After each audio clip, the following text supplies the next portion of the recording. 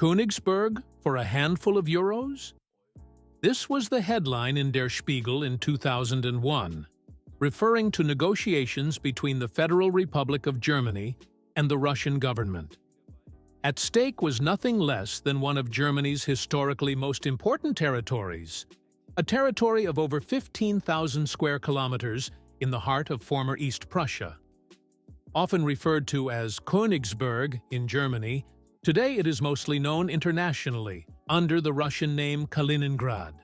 According to various sources, there were negotiations at the time about selling or returning the territory to the Federal Republic of Germany. But this was not the only option.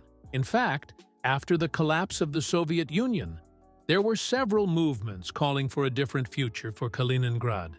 These ranged from annexation to Lithuania, to resettlement by Germans, to complete independence as a separate state. So today, we are going to look at some interesting proposals. What were these negotiations really about? Why did a return fail in reality? And what other unusual options were there for the Russian exclave? We look at all these exciting questions in today's video. Have fun! Kaliningrad, or Königsberg, was inhabited by Germans for a total of 684 years. First as part of the Teutonic Order, later under the rule of the Duchy and Kingdom of Prussia, and later as a province of the German Empire. After the First World War, however, Germany finally lost many territories as a result of the Treaty of Versailles. Although the region of East Prussia, with its capital Königsberg, remained in German hands, it was now separated from core Germany for the first time and became an exclave. This was naturally a thorn in Germany's side and also posed major challenges for the neighboring states of Poland and the Soviet Union. Hitler therefore declared it one of the most important war aims to recapture the former surrounding German territories in order to reconnect East Prussia with Germany by land. As we know, he succeeded in doing so for some time in the first years of the Second World War. But with dwindling victories and the advance of the Soviet Union, the latter also wanted to force a final solution to the East Prussian problem. As early as December 1943, at the Tehran Conference, Stalin made the territory a declared war objective of the Soviet Union, and, after the final victory in 1945, he was able to enforce this will, albeit not to the full extent. At the Potsdam Conference, after the end of the Second World War, it was decided to divide up the province of East Prussia. The north of the province, including Königsberg, was annexed by the USSR. However, it was not annexed to the neighboring Soviet Republic of Lithuania, but fell directly to the Russian Soviet Federative Socialist Republic as an exclave. The southern parts of East Prussia became part of Poland again as the historical regions of Warmia, Masuria, and Powiśle.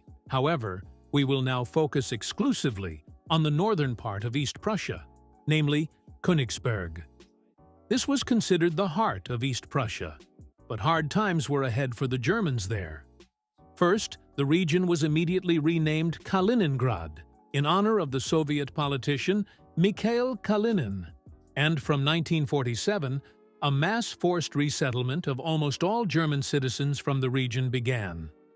By then, almost 400,000 people lived there, most of them Germans. As early as 1947, over 100,000 of the inhabitants were expelled, and by the end of 1948, hardly any Germans were left in the former Königsberg. In return, the Soviet government settled the area with people from various parts of the Soviet Union. Only a few came voluntarily. The Soviet republics were therefore forced to send certain quotas of people to Kaliningrad, and so they often sent the least socially desirable people, such as alcoholics, criminals, or people with no education. By 1948, around 400,000 new settlers had arrived. The population was thus almost completely replaced within a few years, which also completely changed the character of Königsberg. German history and culture were largely suppressed.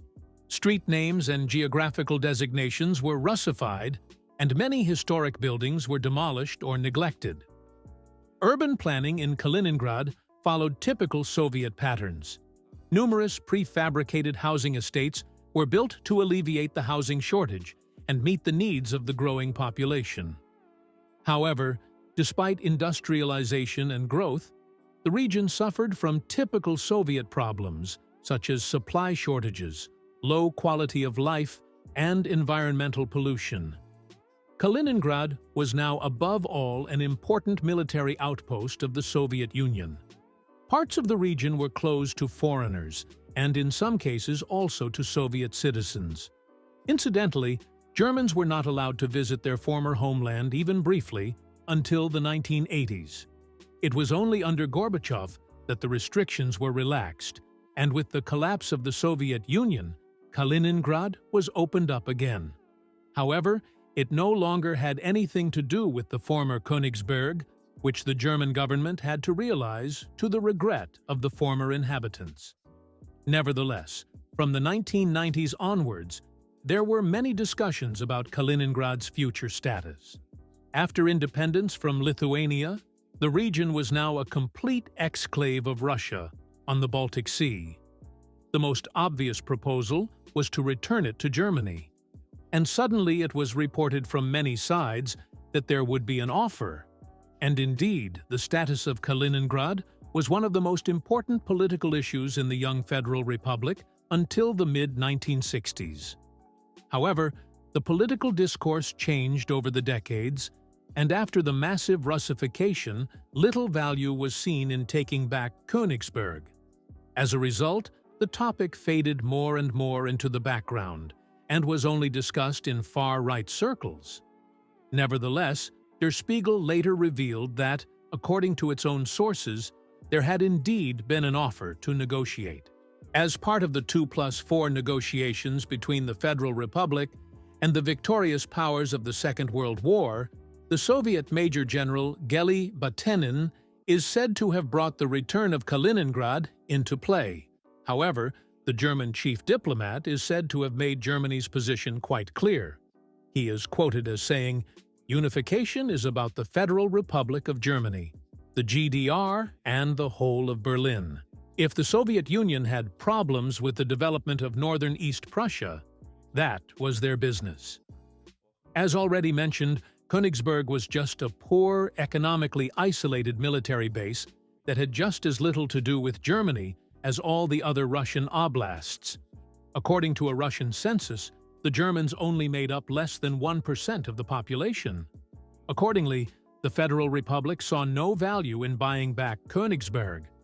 On the contrary, it would certainly have led to numerous new problems with the Russian population there. It is also unclear whether this Russian offer actually existed, as Gorbachev himself later refuted the story, and other German and Russian sources also claim that such talks never took place. However, there were also other considerations about the future status of the Russian exclave. In Lithuania, in particular, there was talk of annexing part of Kaliningrad, known as Lithuania Minor. In 1994, the then Lithuanian head of state called for the secession and decolonization of Kaliningrad from Russia. Other Lithuanian politicians called for the exclave to become independent, as did many locals in the exclave. Since the early 1990s, there has been a desire to make the Kaliningrad Oblast independent of Russia and to establish a fourth Baltic state. As a result, the Baltic Republican Party was founded with the aim of establishing an autonomous Baltic Republic. The party was finally banned from participating in all elections by the Kremlin authorities in 2003. There were repeated reports in Russia that Poland was preparing for an alleged annexation of Kaliningrad. However, all these reports turned out to be fake news, and the Polish government never made any such plans. After all, it itself benefited from the division of East Prussia after the Second World War, which is why it had no interest in changing the status quo. And another proposal actually came from Germany.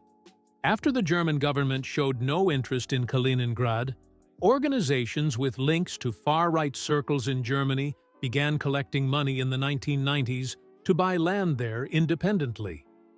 The aim was to enable ethnic Germans to settle there and gradually establish several German villages and towns.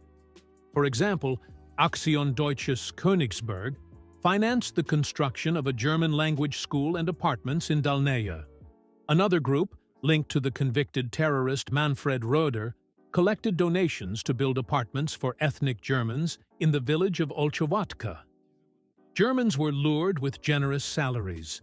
However, most of the settlers were Russian Germans, some of whom could no longer speak German themselves, and were rejected as immigrants to Germany. In addition, the Russian government was naturally not at all enthusiastic about the German organizations. One by one, the initiators of the projects were banned from entering the Kaliningrad Oblast, and most of the associations were liquidated for violating the Russian law on NGOs. The official positions of all countries involved are clear.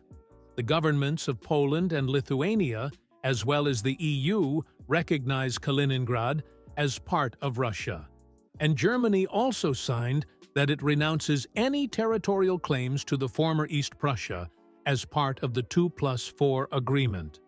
Although, as we have seen, there were never any serious aspirations anyway.